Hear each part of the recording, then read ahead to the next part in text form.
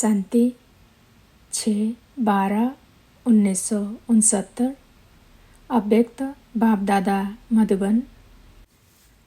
सरल स्वभाव से बुद्धि को विशाल और दूरदर्शी बनाओ। आज की सभा में कौन सी विशेष खुशबू भी है और विशेष आकर्षण भी है? स्नेह तो सभी का है ही, आपको किस लिए बुलाया है? ऐसे समझे कि यह जो भी सभी आए हैं वो वापस जाने के लिए तैयार होकर आए हैं। एवर रेडी जो होते हैं वह सदैव तैयार ही होते हैं। बुलावा हुआ और एक सेकंड में अपना रहा हुआ सभी कुछ समेट भी सकते और जंप भी दे सकते। प्रैक्टिकल में देखा भी ना कि ड्रामा के बुलावे पर कितना टाइम लगा। एक तरफ समेटना, दूसरी तरफ हाई जंप देना। यह दोनों सीन देखी। यह ड्रामा में किस लिए हुआ? सिखलाने के लिए। तो ऐसे एवर रेडी बनना पड़ेगा। अभी एवर रेडी की लाइन चालू हो गई है। इस लाइन के अंदर किसी का भी नंबर आ सकता है। जो सभी के संकल्पों में है वो कभी नहीं होना है, होगा फिर भी अनायास ही।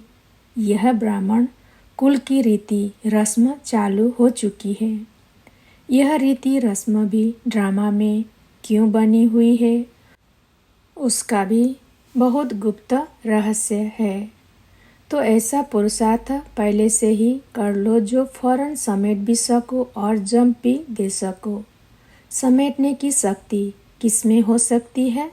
जो सरल स्वभाव वाले होंगे उसमें समेटने की शक्ति सहज आ सकती है। जो सरल स्वभाव वाला होगा वह सभी का सहयोगी भी होगा। जो सभी का स्नेही होता है उनको सभी द्वारा सहयोग प्राप्त होता है। इसलिए सभी बातों का सामना करना व समाना सहज ही कर सकता है और जितना सरल स्वभाव वाले होंगे उतना माया कम सामना करेगी। वह सभी को प्रिय लगता है। सरल स्वभाव वाले का व्यर्थ संकल्प कभी नहीं चलता। समय व्यर्थ नहीं जाता। व्यर्थ संकल्प न चलने कारण उनकी बुद्धि विशाल और दूरदर्शी रहती है। इसलिए उनके आगे कोई भी समस्या सामना नहीं कर सकती। जितनी सरलता होगी उतनी स्वच्छता भी होगी। स्वच्छता सभी को अपने तरफ आकर्षित करती है। स्वच्छता अर्थात सच्चाई और सफाई। सच्चाई और सफाई तब होगी जब अपने स्वभाव को सरल बनाएंगे। सरल स्वभाव वाली बहुरूपी भी बन सकता है। कोमल चीज को जैसे भी रूप में लाओ आ सकती है। तो अब गोल्ड बने हो, लेकिन गोल्ड को अब अग्नि में गलाओ तो मोल्ड भी हो सके।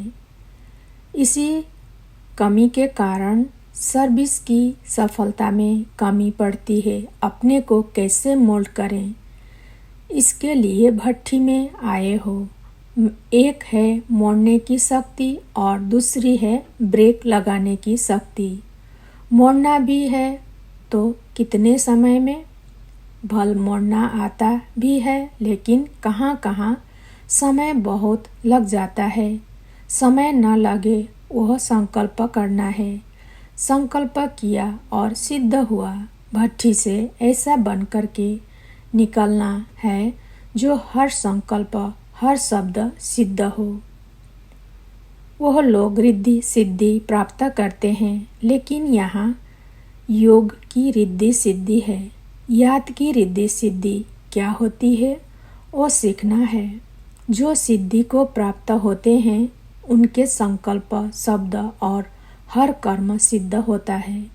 एक संकल्प भी व्यर्थ नहीं उठेगा। संकल्प वह उठेंगे जो सिद्ध होंगे।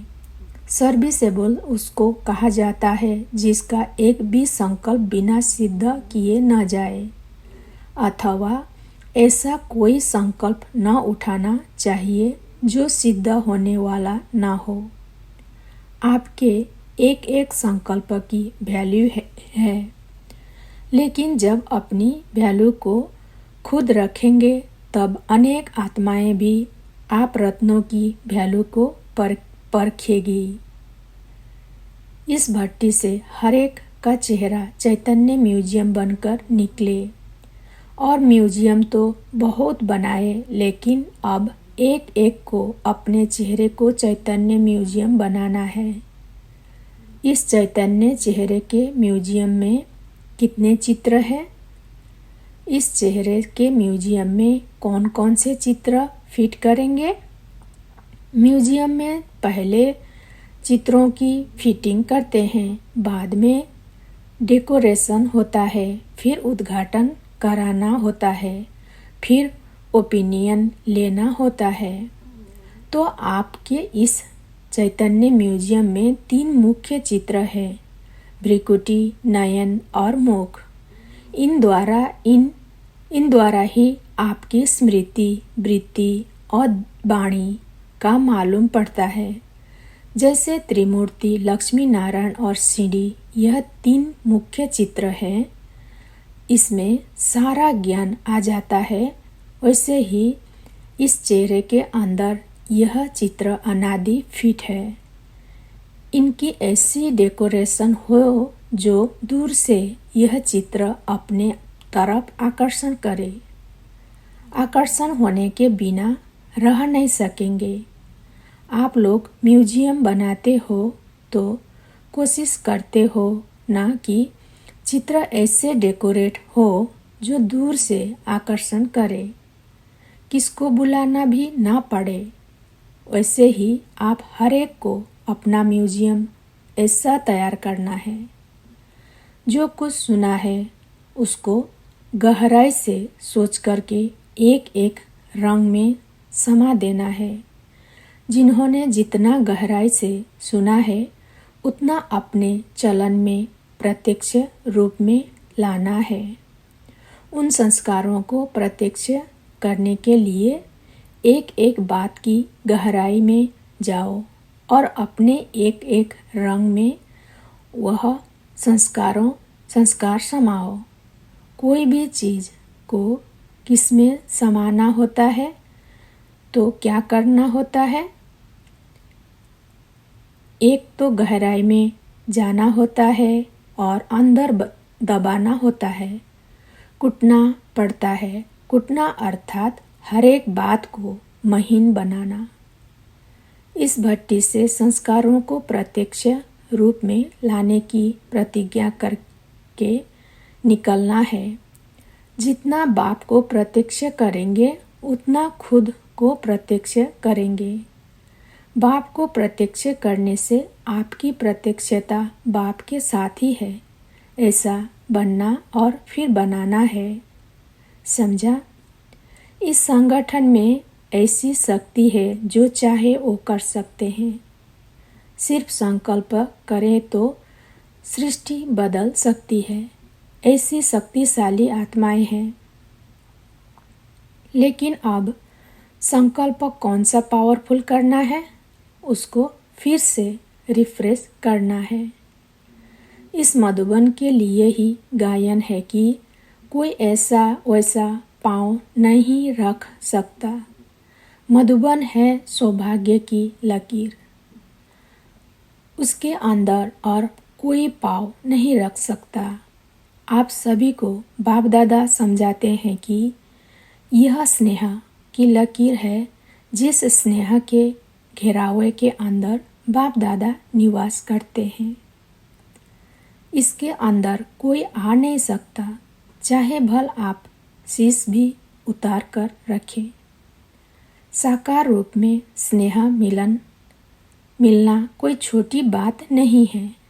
साकार रूप में स्नेह मिलना कोई छोटी बात नहीं है।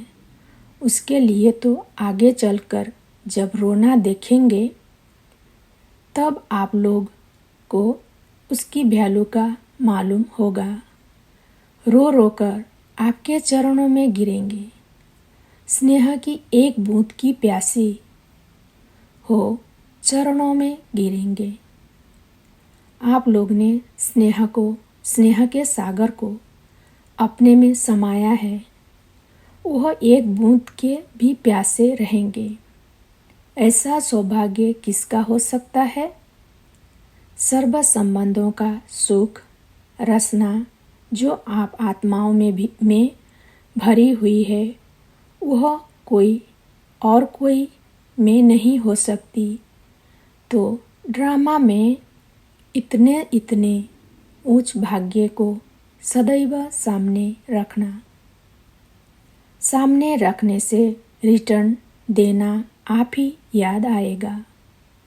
सामने रखने से रिटर्न देना आप ही याद आएगा। अच्छा, ओम शांति।